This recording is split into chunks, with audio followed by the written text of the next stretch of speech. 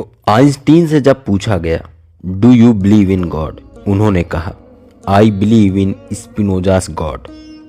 अगर मैं कहूँ कि गॉड कोई इंसान जैसी एंटिटी नहीं बल्कि पूरा यूनिवर्स ही गॉड है, तो ये आइडिया किसी मॉडर्न स्पिरिचुअल गुरु का नहीं बल्कि 17वीं सेंचुरी के फिलोसफर स्पिनोजा का था। आज हम बात करेंगे स्पिनोजा के गॉड के कॉन्सेप्ट की, एक ऐसा गॉड जो सब कुछ है और सब कुछ उसमें है। तो कौन था स्पिनोजा? स्पिनोजा एक डच जूइश फिलोसफर थे। उन्होंने अपने समय की सबसे पावरफुल रिलीजियस बिलीफ को चैलेंज किया। उनकी फिलॉसफी ने आइंस्टीन जैसे साइंटिस्ट को डीपली इंस्पायर किया।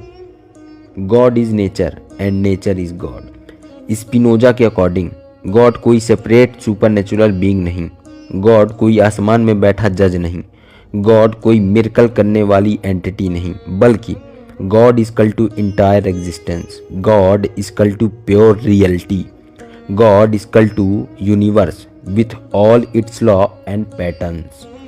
स्पिनोजा के मेटाफिजिक्स का मेन पॉइंट, यूनिवर्स में सिर्फ एक ही चीज़ एग्जिस्ट करती है, वो है सब्सटेंस। सब्सटेंस ही गॉड है।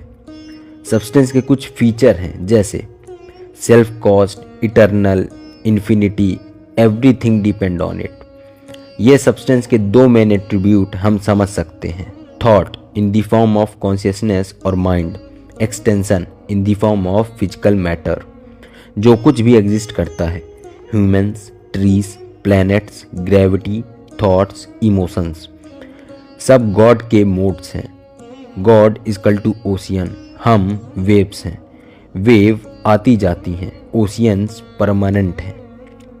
स्पिनोजा के अकॉर्डिंग गॉड एक परफेक्ट सिस्टम के रूल्स को फॉलो करता है, हर एक इवेंट का कॉज होता है। इसका मतलब है फ्री विल एक इल्यूजन है, फ्री विल एग्जिस्ट नहीं करती। हम सोचते हैं, हम चूज करते हैं, बट एक्चुअली हमारे थॉट्स, हमारे इमोशन, हमारी कंडीशनिंग, हमारा बायोलॉजी सब एक चेन रिएक्शन का पार्ट है। स्पिनोजा के हिसाब से God is the infinite chain of cause and effect. Spinoza ने बोला गॉड कोई पर्सनल बीइंग नहीं, इसलिए वो रिक्वेस्ट्स या प्रेयर फुलफिल नहीं करता, मिरेकल एग्जिस्ट ही नहीं करते, सिर्फ हमारा अंडरस्टैंडिंग लिमिटेड होता है। एग्जाम्पल के लिए समझते हैं, पहले इलेक्ट्रिसिटी मिरेकल लगती थी, आज साइंस है। जो हमें मिरेकल लगता है वो सिर्फ नेचर का एक रूल है जो हमने अभी तक नहीं समझा है।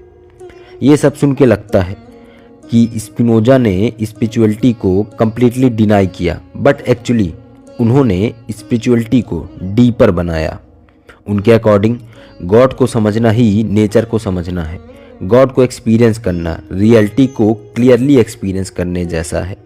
गॉड के साथ यूनिटी फील करना, अपने ईगो को डिसॉल्व करना, गॉड से प्यार यानी यूनिवर्स को समझ के ग्रेटिट्यूड फील करना।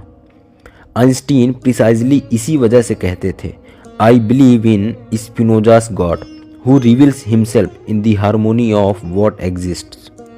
उस जमाने में जज ही गॉड होता था, पनिशमेंट पाप होता था, हेवन हेल होता था, रिलीजियस अथॉरिटी होती थी। स्पिनोजा ने सबको चैलेंज कर दिया। उनका गॉड पनिश नहीं करता, रिवॉर्ड नहीं देता, जजमेंट नहीं करता। God is the infinite system of nature. अगर तुम नेचर के लॉ को समझोगे तुम गॉड को समझोगे। आप इस कॉन्सेप्ट को कंपेयर कर सकते हो अद्वैत वेदांत के ब्रह्म से, गीता के मैं इस संपूर्ण जगत का आधार हूँ। इससे डिफरेंस बस इतना है कि इंडियन फिलॉसफी में जो गॉड है वो कॉन्शियस है, स्पिनोजा में गॉड इम्पर्सनल और रेशनल लॉ है। आज के यंग जनरेशन को लॉजिकल स्पिरिचुअलिटी चाहिए, साइंस फ्रेंडली कॉन्सेप्ट चाहिए, रियलिटी के डीपर आंसर चाहिए। स्पिनोजा एग्जैक्टली यही देता है, no dogma, no fear, no judgement, pure understanding and pure existence. Now let's come to the conclusion. Spinoza के लिए गॉड कोई मूर्ति नहीं, कोई स्वर्ग का राजा नहीं, कोई मिरेकल प्रूफ एग्जिस्टेंस नहीं। God is the one infinite reality जिसमें हम भी हैं, जिसका हम भी हिस्सा हैं।